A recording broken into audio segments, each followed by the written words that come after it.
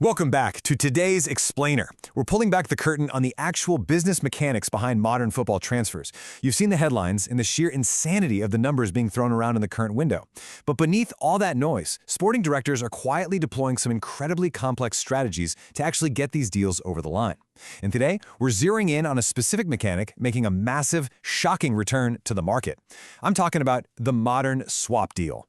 Football correspondent Ben Jacobs hit the nail on the head regarding this trend. He basically said, look, an old-school swap deal, no fees, no crazy money, you don't want to see swaps. It's funny, right? Without the massive flashy price tags, journalists almost feel like there's nothing to talk about. Well, let's dive into this anyway, because while the media might miss those £100 million headlines, these cash-free exchanges are absolute strategic masterclasses. Here is our roadmap for today.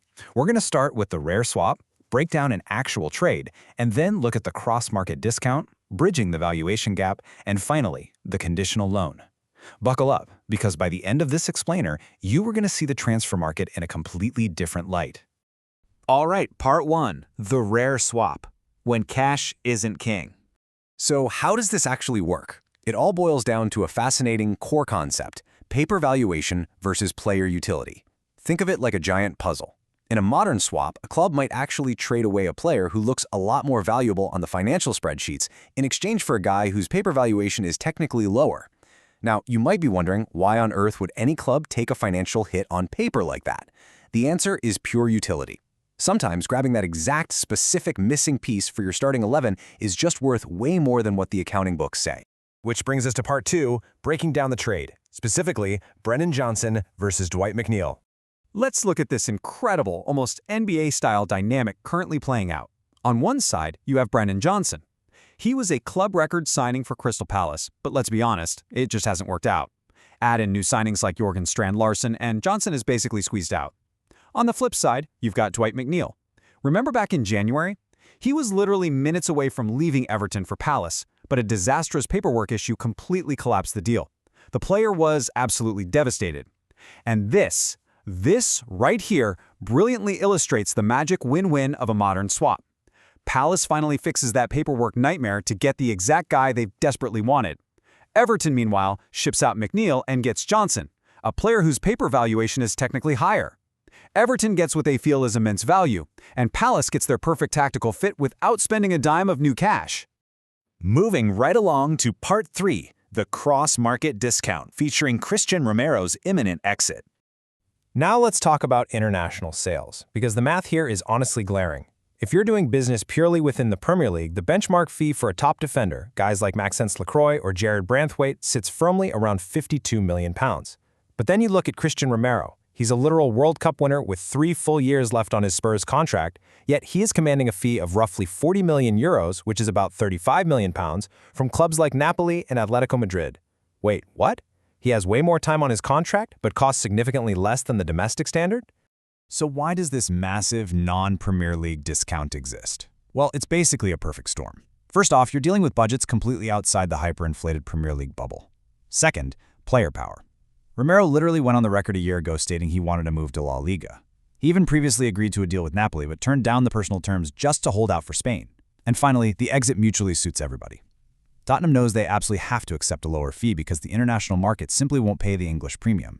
Plus, keeping an unhappy player, that completely destroys their utility. All right, part four, bridging the valuation gap through mega fees and add-on bridges. €75 million. Just let that massive number sink in for a second. That right there is Manchester City's ideal asking price to let their midfield maestro, Rodri, walk away from the club.